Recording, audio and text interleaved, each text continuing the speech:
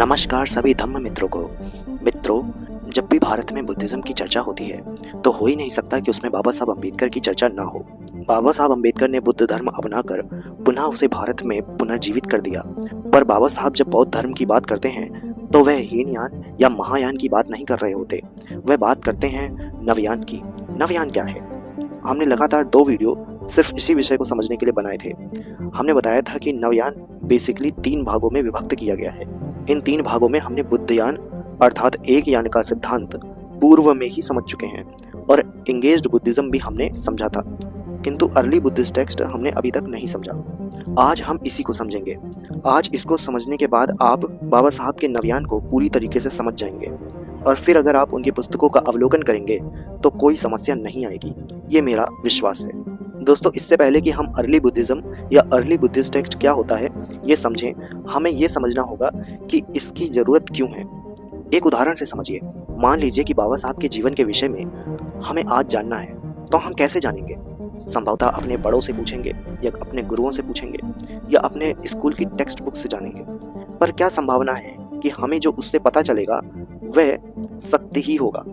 अगर हम पूर्ण सत्य जानना चाहते हैं तो हम बाबा साहब के बहुत करीबियों से जानने की कोशिश करेंगे, जैसे उनके माता पिता, उनकी पत्नी या बाबा साहब के साथ रहने वाले शंकरानंद शास्त्री, रत्थू, सोहन लाल शास्त्री, या अगर बाबा साहब की कोई पुस्तक होगी तो उससे।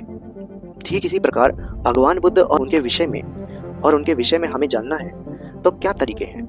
यही कि हम उनके सबसे करीबी सोर्सेस को देखें ना। तो कुछ लोग कहते हैं आर्कियोलॉजिकल एविडेंस से देखेंगे, पर उससे हमें भगवान बुद्ध के हिस्टोरिकल प्रमाण तो मिल जाएंगे, किंतु उनका धर्म क्या था वो हम नहीं जान पाएंगे। और हमारे लिए तो मुख्य बात उनका धम्म ही है। इसलिए बाबा साहब ने आर्कियोलॉजिकल एविडेंस का सहारा ना लेकर ईबीटीज का अर्थात अर्ली बुद्धिस्ट टेक्स्ट का सहारा लिया। अर्ली बुद्धिस्ट टेक्स्ट अर्थात बौद्धों के प्राचीन साहित्य जिसमें भगवान का धर्म वर्णित है। वैसे तो ये साहित्य बहुत विशाल है। पाली त्रिपिटक जिसमें 82,000 धर्म स्कंधों को बुद्ध वचन बोला जाता है। चाइनीज अगामा में ही 151 टेक्स्ट हैं और तिब्बत के खंजूर से 1169 सूत्र या टेक्स्ट बुद्ध वचन बोले जाते हैं। तो इस तरीके से हमारे पास पूरा का पूरा एक भंडार है जिसमें बुद्ध वचन वर्णित है। अब इनमें से भगवान के खुद के वचन कितने हैं और बाद में उनके नाम से कितने जोड़ दिए गए, ये पता लगाना बहुत मुश्किल है। ट्रेडिशनल बौद्धों ने तो अपने अपने सेक्ट बना रखे हैं जिसमें वो कुछ स्पेसिफिक वचनों को ही बुद्ध वचन मानते हैं, बाकी को रिजेक्ट कर देते हैं। अगर साफ शब्दों में रिजेक्ट ना करें तो न्यार्थ और नितार्थ कहकर उसमें भेद कर देते हैं, जिससे एक प्रकार से रिजेक्ट ही कर देते हैं। तो उसमें कभी इस समस्या पे ध्यान ही नहीं जाता। पर जब वेस्टर्न लोग बौद्ध धर्म का अध्ययन करने लगे और बौद्ध धर्म को पढ़ने लगे, तब उन्होंने इस समस्या को गंभीरता से लिया और इस पे काम करना शुरू किया। इस तरह से उदय हुआ अर्ली बुद्धिस्ट टेक्स्ट का अर्थात बौद्धों के प्राचीन साहित्य।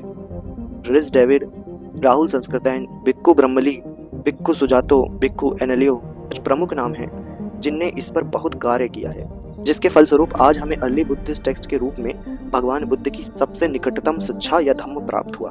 पर अब प्रश्न ये है कि ये सब संभव कैसे हुआ? कैसे पता चला कि अर्ली बुद्धिस्ट टेक्स्ट क्या है और क्या नहीं है? जब ये प्रश्न भगवान के समक्ष रखा गया था तो भगवान ने उत्तर दिया था कि जब भी किसी वचन पर शंका हो तो उसे धम्म और विनय से जांचना और अगर उसके अनुकूल हो तो स्वीकार करना। विनय तो समझ आता है, किंतु धम्म क्या है? प्राचीन बौद्ध साहित्य में धम्म को 9 भागों में विभक्त किया गया है, उन्हीं को धम्म कहते हैं, किंतु आज ये हमें उसी रूप में नहीं मिलते। आज ये पूरे पाली त्रिपिटक साहित्य और अगामा में इधर उधर बिखरे हुए मिलते हैं। तो फिर आज तो धम्म अपने ओरिजिनल स्वरूप में बचा नहीं और ना ही विनय बचा। विनय आज 18 से अधिक पाए जाते हैं। आज जो हमें धम्म मिलता है वह सुत्त पीटक और अगामा के रूप में मिलता है। अब उसमें क्या कुछ ऐड हो गया कहना कठिन है। ऐसे में काम आता है ईबीटी अर्थात अर्ली बुद्धिस्ट टेक्स्ट। बोधिसत्व बाबा साहब अम्बेडकर ने इस समस्या से निपटने के लिए एक रामबाण उपाय दिया है जो अत्यंत कारगर है। उसका उपयोग करके हम ओरिजिनल टीचिंग्स तक पहुंच सकते हैं। बहुत सारे फॉरेन आचार्यों ने भी तरीके बताए हैं, पर पहले हम बाबा साहब के तरीके को देख लेते हैं। पर ट्रेडिशनल बौद्ध कहेंगे कि हम उनकी बात क्यों माने, तो बाबा साहब ने ट्रेडिशनल बौद्धों के लिए उन्हीं के ग्रंथों से ऐसे 5 सूत्र गिनाए हैं जहां पर मिस रिपोर्टिंग हुई है, अर्थात भगवान बुद्ध ने सिखाया कुछ और भिक्षुओं ने उसका गलत अर्थ निकाल लिया। बाद में एडिशन ना हुए हों, ये होना संभव नहीं लगता। इसलिए बुद्ध वचन के रूप में प्रचलित बातों की समीक्षा होना आवश्यक है। बाबा साहब ने 3 टेस्ट बताए हैं जिससे बुद्ध वचन की उचित समीक्षा हो सकती है। पहली कसौटी वे बताते हैं कि भगवान बुद्ध का वचन कभी भी अतार्किक नहीं हो सकता। वह हमेशा तार्किक और बुद्धि संगत ही बात करते हैं। कुछ लोग तार्किक का अर्थ साइंटिफिक बोलते हैं, किंतु तार्किक होना और साइंटिफिक होना दोनों अलग अलग विषय हैं। साइंटिफिक से वो विषय हो सकते हैं जिस पर साइंस स्पष्ट रूप से अपना मत धरती है, जबकि तर्क सब्जेक्टिव होता है, काल और परिस्थिति पर आश्रित होता है और साइंस पर भी आश्रित होता है। अगर आपके पास अच्छे तर्क हों और सामने वाले के पास उसका उत्तर न हो तो आप तार्किक सिद्ध हो जाएंगे। रीबर्थ तार्किक हो सकता है किंतु साइंटिफिक नहीं। ईश्वर की सिद्धि भी तर्क के अनुसार सिद्ध हो सकती है। अगर सामने वाले के पास उसका उत्तर नहीं है तो ईश्वर की भी सिद्धि हो सकती है। जिसको लगता है ऐसा नहीं हो सकता तो वो जरा उदयन और गंगेश जैसे ईश्वरवादी आचार्यों का खंडन करके दिखाए। अगर आप अच्छे तर्क करना नहीं जानते तो आपके सामने कोई ईश्वर की सिद्धि करके भी चला जाएगा और आप निशब्द रह जाएंगे। जब बाबा साहब कहते हैं कि बुद्धिस्ट शुड बी साइंटिफिक तो वो कहना चाहते हैं बुद्धिस्ट शुड बी रेशनल, अर्थात तार्किक। अब जैसे मैंने कहा कि तर्क समय और परिस्थिति पर निर्भर करता है, अर्थात उस पर आश्रित होता है। जब भगवान बुद्ध का समय था तो बहुत सी बातें तार्किक थीं और आज साइंस और लॉजिक के तरक्की कर लेने पर वे तार्किक नहीं रहीं। जैसे भगवान के भूकंप पे विचार आज बिल्कुल अतार्किक हैं, क्योंकि आज सत्य हम जानते हैं, पर भगवान के समय वही तार्किक थे। इतने तार्किक थे कि महाराज मिलिंद के समक्ष उस अतार्किक बात को अरहंत मुनि नागसेन जी ने तर्क से सिद्ध कर दिया। इसलिए जब बाबा साहब कह रहे हैं कि भगवान के वचन तार्किक होने चाहिए तो वो कहना चाहते हैं कि आज के अनुकूल तार्किक होने चाहिए ताकि हम समय के साथ चल सकें। तो ऐसे वचन जो भले ही भगवान के नाम पर प्रचलित हों या स्वयं भगवान ने ही क्यों ना बोले हों, वह अगर अतार्किक हैं तो उन्हें हमें बुद्ध वचन नहीं कहना चाहिए।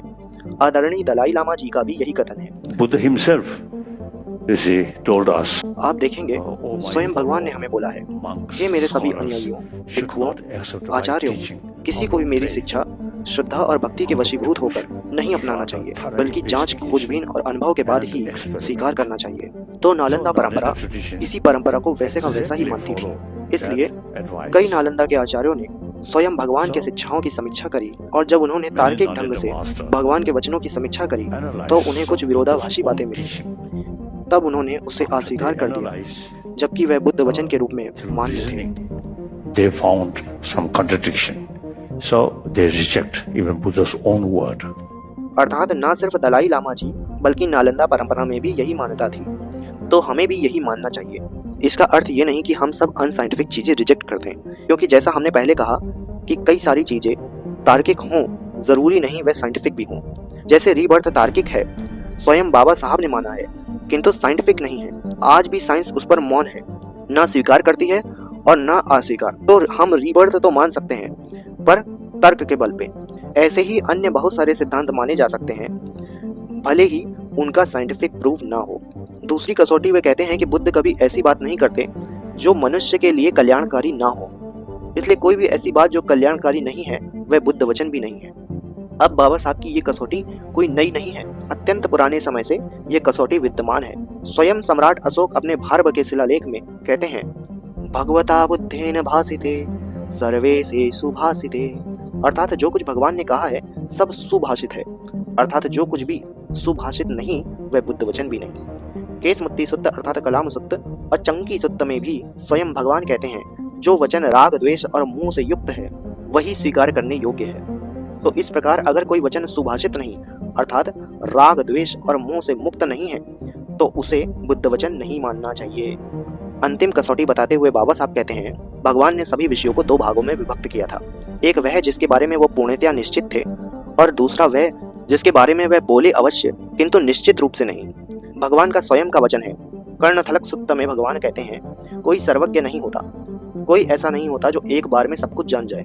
मनुष्य जिस विषय को जानने का प्रयास करता है उसे जान लेता है, किंतु ऐसा कहना कि कोई सब कुछ जानता है मिथ्या वचन है, अर्थात गलत होगा, झूठ होगा। तेविज्य वचगोत सुत्त में भगवान खुद की भी सर्वज्ञता से इनकार करते हैं। चुल्ल मालंक सुत्त में भगवान कहते हैं, मेरे कथन का विषय 4 आर्य सत्य हैं, अर्थात धम्म है। स्वाभाविक भी है क्योंकि भगवान ने इसी विषय पे कार्य किया था और धम्म की खोज की थी। तो इस विषय पर भगवान के वचन बुद्ध वचन कहे जा सकते हैं। बाकी बातें व्यर्थ की हैं। फिर चाहे वह भगवान बुद्ध ने ही क्यों न कही हो। इस प्रकार बाबा साहब की इन 3 कसौटियों पर कसकर हम बुद्ध वचनों का अवलोकन कर सकते हैं। इससे हमारे पास जो आएगा वह मूल और उपयोगी होगा, हमारे काम का होगा। आगे चलकर अर्ली बुद्धिस्ट टेक्स्ट पर अन्य क्षेत्रों में भी कार्य हुआ, जिससे और स्पष्ट होता है कि बुद्ध वचन क्या है। स्कॉलर्स के अनुसार दीर्घ अर्थात दीर्घ, मध्यम अर्थात मध्यम, अंगुत्तर या एकोत्तर, समुत्तर अर्थात संयुक्त, ये 4 निकाय या चाइनीज आगम सबसे ऑथेंटिक कहे जा सकते हैं। खुद्दक निकाय के भी कुछ ग्रंथ जैसे उड़ान, इटविटका, धम्मपद सुत्त निपाता, थेरी गाथा, थेर गाथा में जो वचन सीधा भगवान बुद्ध के मुख से निकले हैं वह ऑथेंटिक कहे जा सकते हैं। जिनके समांतर सत्य अर्थात वह पाली में और चाइनीज कैनन दोनों जगह पर उपलब्ध हों या मैन्युस्क्रिप्ट्स आदि में उपलब्ध हों, ऐसे सुत्त और प्रमाणिक हो जाते हैं। सुत्त की और अच्छे से जांच हो सके इसके लिए उसको कॉन्टेक्स्ट में पढ़ना आवश्यक है। स्कॉलर 7 तरीके बताते हैं जो बाबा साहब के 3 कोटि की भांति ही है। उनको हम एक एक करके अन्य किसी वीडियो में समझेंगे, क्योंकि ये वीडियो काफी बड़ा हो गया है। अभी एक बात हमारी ध्यान में रखें कि अर्ली बुद्धिस्ट टेक्स्ट का ये अर्थ बिल्कुल भी नहीं है कि हम सिर्फ इन्हें पढ़ें और बाकी सारे स्क्रिप्चर्स को आग लगा दें। हमें हमेशा ध्यान रखना होगा कि धर्म एक विचार से उपजता है और विचार समय के साथ साथ चलते हैं। तो आज के समय में भगवान का वचन वैसा का वैसा नहीं माना जा सकता जैसा वो उस समय पे भगवान ने बोला था। इसलिए विकास आवश्यक है। ये विकास ही अन्य ग्रंथों में हुआ है। भले ही उसमें अलौकिकता और कुछ अंधविश्वास हों, फिर भी उनको पढ़ना और आज के समय में हमारे लिए क्या उपयोगी है उसे लेना हमारा उपदेश होना चाहिए। इसी के साथ इस वीडियो को समाप्त करते हैं। इस वीडियो में हमने नवयान का अंतिम इंटरप्रिटेशन भी समझ लिया। 2 पहले ही समझ चुके हैं, उसे अगर आपने अब तक नहीं देखा तो उसे भी देखें। नवयान क्या है इस नाम से हमने पहले ही एक प्लेलिस्ट बना दी है, आप उसे देख सकते हैं। इसी के साथ इस वीडियो को समाप्त करते हैं। धन्यवाद सभी का। नमो बुद्धाय। भवतु सब्बमंगलम, भवतु सब्बमंगलम, भवतु सब्बमंगलम।